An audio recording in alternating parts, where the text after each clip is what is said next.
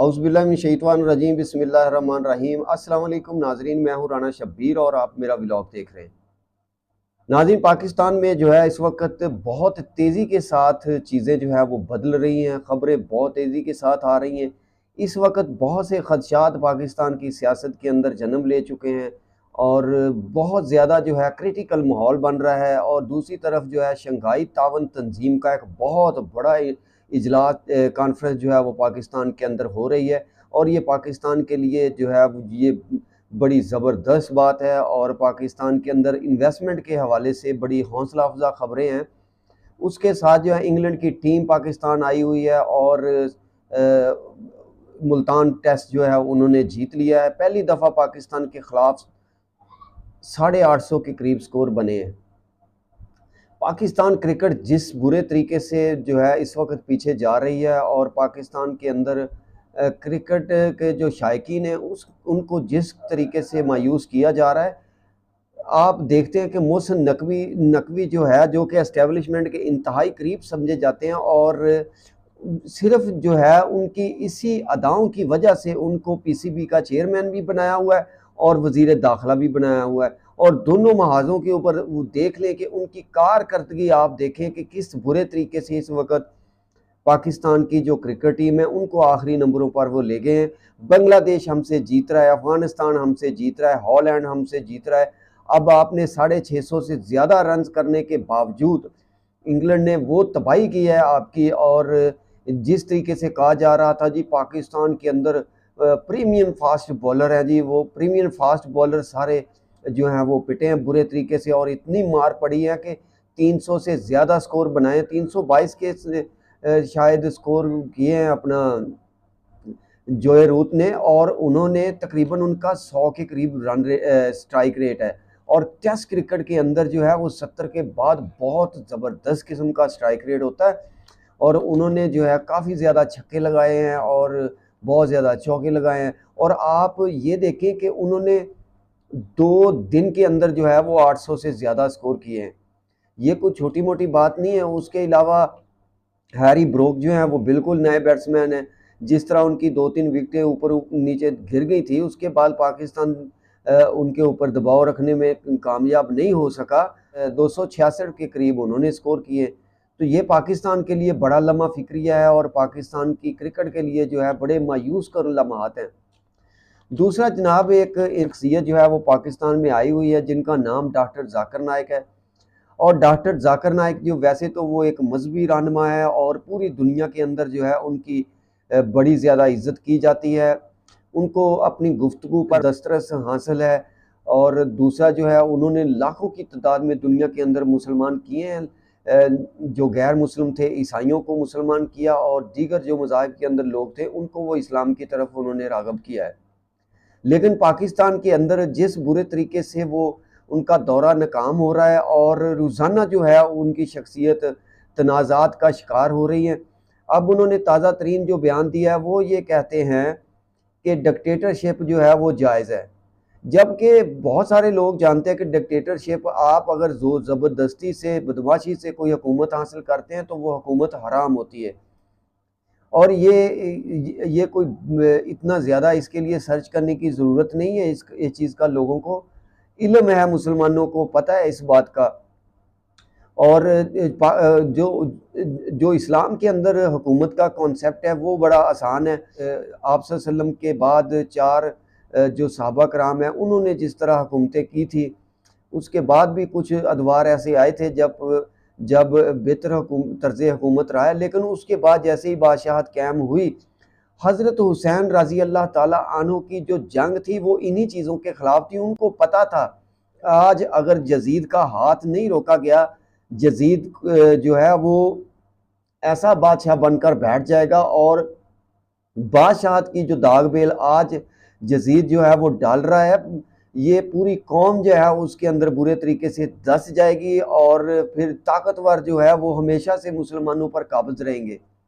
लेकिन हज़रत हुसैन रज़ी अल्लाह ताला अन्हु ने अपने हिस्से का काम बड़ी बखूबी अंजाम दिया और उन्होंने अपनी जान जो है वो इस्लाम की खातर और एक नेक मकसद के लिए कुर्बान कर दी, अपने पूरे ख़ानदान को कुर्बान कर दिया। लेकिन वो अपने मकसद से पीछे नहीं हटे। तो डॉक्टर जाकिर नाइक साहब कहते हैं कि जी डिक्टेटरशिप, तो लग अब ऐसे रहा है कि डॉक्टर जाकिर नाइक को शायद इसीलिए बुलाया गया था और इस्टेब्लिशमेंट ने उनको बुलाया है, और हो सकता है इस्टेब्लिशमेंट के यही मकासद थे और हो सकता है वो अपने मकासद हासिल करने में कामयाब हो जाएं। लेकिन पाकिस्तान का माशरा जो है उसके अंदर काफ़ी तब्दीली आ चुकी है। लोग जो है वो अब डिक्टेटरशिप को किसी तरीके से भी कबूल करने के लिए तैयार नहीं है। इसके अलावा भी डॉक्टर जाकिर नाइक जो है वो काफ़ी तनाज़ात का शिकार है। उनको गैर सियासी रहना चाहिए, सियासी बयानात उनको नहीं देने चाहिए। सियासी बयानात की वजह से उनकी जो शख्सियत है वो पाकिस्तान में बुरी तरह एक्सपोज हो रही है।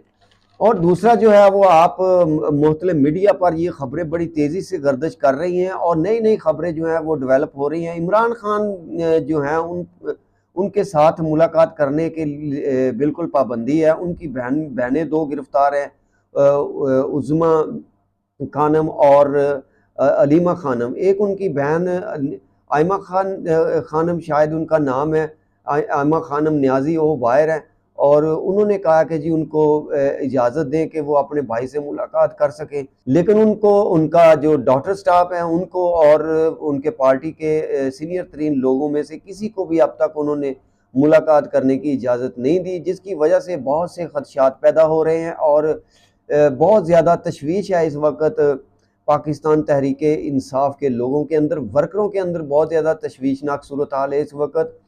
मुराद सईद, डॉक्टर शहबाज गिल, उसके अलावा जो डॉक्टर खुर्शीद खालिद हैं, या दीगर बहुत अमाद अजहर हैं और भी बहुत सारे जो लीडरान हैं, अब उन्होंने बाईपास करना शुरू कर दिया है अली अमीन गंडापुर का, क्योंकि सारी जिम्मेदारियां इमरान खान ने अली अमीन गंडापुर पर डाली थी, लेकिन वो बुरी तरह नाकाम रहे।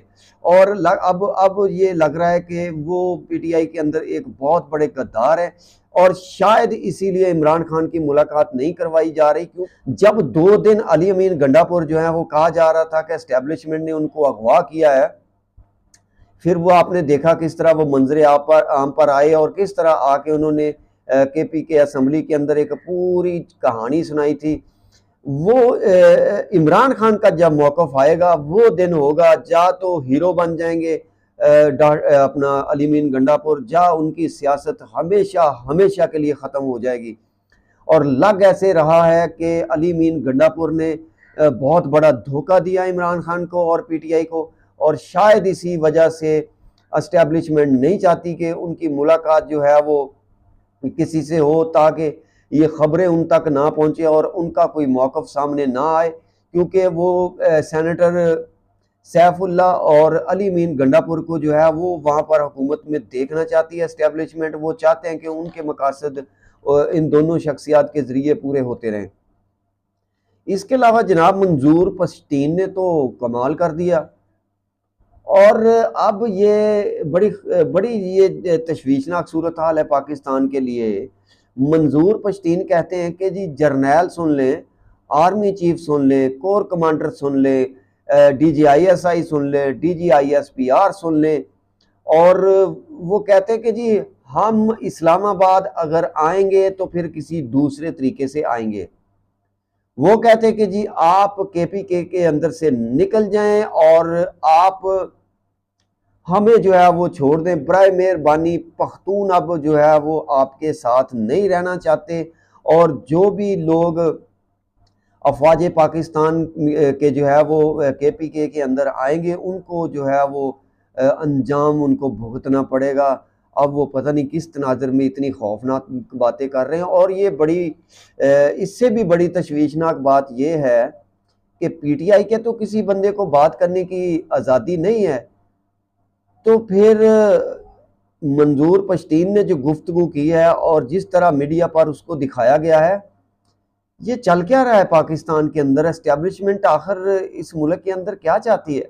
बलूचिस्तान के अंदर जो है वो बलोच अब आज़ादी की तहरीकें खड़ी हो चुकी हैं बहुत ज़्यादा, वहाँ पर वो खड़े हो गए हैं। पूरी कौम जो है इस वक्त रियासत के ख़िलाफ़ खड़ी हुई है, पख्तून जो है वो रियासत के ख़िलाफ़ खड़े हो रहे हैं। तो ये पूरा इलाका पहले ही हसास है। अगर आप ये कहें कि ये तकरीबन 1500 या 1600 किलोमीटर की पूरी एक बेल्ट है और ये पूरी बॉर्डर बेल्ट है, इससे उनको अफ़गानिस्तान की हमायत हासिल होगी और वहाँ उनको जो है वो जो बलोच बेल्ट है उनको वहाँ से ईरान से हमायत हासिल होगी, और दूसरी जो बलूचिस्तान की पश्तून बेल्ट है जो अफ़गानिस्तान के साथ लगती है वहाँ से उनको हमायत हासिल होगी। और ये कोई अच्छा साइन नहीं है पाकिस्तान की सियासत के लिए और फ्यूचर के लिए। पाकिस्तान के अंदर अगर यही सूरत हाल रही तो मुल्क के अंदर हालात जो है वो आउट ऑफ कंट्रोल हो सकते हैं। तो इस्टेब्लिशमेंट को सोचना चाहिए। कोई एक भी सियासतदान इस वक्त पाकिस्तान के अंदर ऐसा नहीं है जो इस पर जो है वो तशवीश का इजहार करे, कौम को साथ लेकर चले और लोगों को जो सच है वो बताए।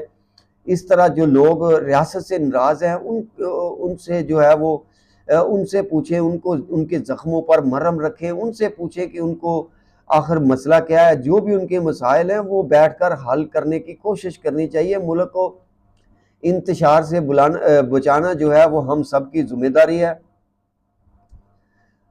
दूसरा जो है इस्लामाबाद एयरपोर्ट जो है उसको नीलाम कर दिया गया है, उसको जो है वो कॉन्ट्रैक्ट बेस पे दे दिया गया है। जिस तरह भी आप उसको समझे, दो ही कंपनियां थी जिन्होंने बोली दी थी वहाँ पर, और ये कहा जा रहा है कि एक कंपनी को बुलाकर जो है बिड उनके हवाले कर दी कि ठीक है जी, अब ये ज़ाहिर है कमीशन का चक्कर होगा। और दूसरी जो है वो तुर्किश कंपनी थी, उनके लोगों को जो है वो दफ्तर के अंदर आने ही नहीं दिया गया, उनको रोका गया कि जी आप अंदर नहीं जा सकते। वो चीखें मारते रहे वहाँ पर। तो जाहिर है ये जानबूझकर किया होगा। अब उन्होंने इस चीज़ की बाज़ाब्ता तौर पर शिकायत की है, लेकिन जाहिर है वो शिकायत भी किस से करेंगे। जाहिर है जिससे वो शिकायत करेंगे हो सकता है वो उन्होंने भी जो है वो कमीशन ले लिया होगा। अब जबकि पीटीआई जो है वो डी चौक आने का कह रही है, जबकि शंघाई तावन तंजीम का इजलास जो है वो पाकिस्तान के अंदर हो रहा है इस वक्त, कॉन्फ्रेंस हो रही है। तो होश के नाखन लेने चाहिए, हुकूमत को थोड़ी सी तो शर्म करनी चाहिए। आप इमरान खान से मुलाकात करवा दें, वो कह रहे हैं कि अगर आप मुलाकात करवा दें हम एहतजाज नहीं करेंगे, लेकिन हुकूमत कहती है कि जी ये शरपसंद है, ये पाकिस्तान के ख़िलाफ़ हैं, ये पाकिस्तान की तरक्की के ख़िलाफ़ हैं। तो समझ नहीं आती कि ये हुकूमत आखिर चाहती क्या है। क्या ये हुकूमत चाहती है कि मुल्क के अंदर इंतशार फैले? यही इनके जो है वो अज़ाइम नज़र आते हैं, क्योंकि जिस तरह के ये बयानात दे रहे हैं, बड़े सीनियर किस्म के सियासतदान हैं, राना सनाउल्लाह, ख्वाजा आसिफ। आप उनकी ज़ुबान चेक करें, आप देखें वो किस तरह की बातें कर रहे हैं। वज़ीर दफ़ा है ख्वाजा आसिफ, उनको सोच समझ कर बात करनी चाहिए। वो तो जो उनके मुंह में आता है वो बात कर देते हैं, जबकि उनको अरसा हो गया पाकिस्तान की सियासत के अंदर। मुल्क पूरा जो है इस वक्त हैजानी कफियत का शिकार है। मुल्क को खाना जंगी के दुराहे पर ले आए हैं, लेकिन ख्वाजा आसिफ जैसे लोगों की ज़ुबान ठीक नहीं हुई, उनको अभी तक शर्म नहीं हुई। वो कहते थे ना कोई शर्म होती है, कोई हया होती है, ना इनको शर्म है ना इनको कोई हया है। एक और बड़ी तशवीशनाक बात है कि चाइना जो है उन्होंने अब ये कहा है कि उनके जो लोग पाकिस्तान के अंदर काम कर रहे हैं उनकी हिफाजत की जिम्मेदारी वो अपने सर ले रहे हैं, यानी कि वो खुद जो है वो उनकी वो हिफाजत करेगा और पाकिस्तान के सिक्योरिटी इदारों के साथ मिलकर कोऑर्डिनेशन के साथ वो अपने लोगों की हिफाजत को यकीनी बनाएंगे। यानी कि उन्होंने अदम एतमाद कर दिया है, एतमाद नहीं रहा उनको पाकिस्तान के सिक्योरिटी के इदारों पर। तो क्या करेंगे वो? अपने सिक्योरिटी के इदारों को पाकिस्तान के अंदर लेकर आएंगे। अगर वो अपने सिक्योरिटी के इदारों को पाकिस्तान के अंदर लेकर आएंगे तो ये तो मुदाखलत है पाकिस्तान के अंदर। ये तो पाकिस्तान के लिए कोई अच्छी बात नहीं है। मतलब एक आज़ाद मुल्क है और दूसरे मुल्क के लोग अगर यहाँ पर काम कर रहे हैं तो क्या वो अपनी पुलिस या अपने फौज के लोगों को यहाँ पर लेकर आएंगे? तो ये सारे टोपी ड्रामे पाकिस्तान के अंदर हो रहे हैं। अब देखते हैं क्या होता है। सूरत हाल इतनी बेहतर नहीं है, लेकिन साथ जोड़कर आखिरकार बैठना होगा आईनी तरमीम के लिए। जिस तरह लोगों को जुल्म का निशाना बनाया जा रहा है, जिस तरह लोगों की फैमिलियों को उठाया जा रहा है, आईनी तरमीम तो अब नहीं होगी। अब जो दिल चाहे वो नून लीग कर ले, लेकिन अब ये आईनी तरमीम नहीं होगी। और जब आईनी तरमीम नहीं होगी तो जस्टिस मंसूर अली शाह जो है वो नए चीफ जस्टिस बन जाएंगे, आजकल में उनका नोटिफिकेशन आखिर करना ही पड़ेगा, और उसके बाद ये इलेक्शन बचेगा नहीं। फिर जो होगा इनके साथ, इनको इनके 14 तबक रोशन हो जाएंगे, इनको पता चल जाएगा बड़ा जुल्म किया है इन्होंने। अब मरियम नवाज साहबा की जुबान बंद है, वो क्या कहते हैं तलाल चौधरी, और वो जिनको डंटोनो कहते हैं डॉक्टर शहबाज गिल, अता ताड़ड़ जैसे जो फजूल किस्म के लोग हैं, जिस तरह की वो गुफ्तगू करते हैं, वो पढ़े लिखे लगते नहीं, एक जाहिलाना किस्म की गुफ्तगू वो करते हैं। ये लोग आजकल बड़े खामोश हैं, शायद उनको पता चल चुका है कि अब उनका अंजाम जो है वो बहुत करीब है। लेट्स सी के क्या होता है, अल्लाह बेहतर करे, जो भी हो। पाकिस्तान जिंदाबाद।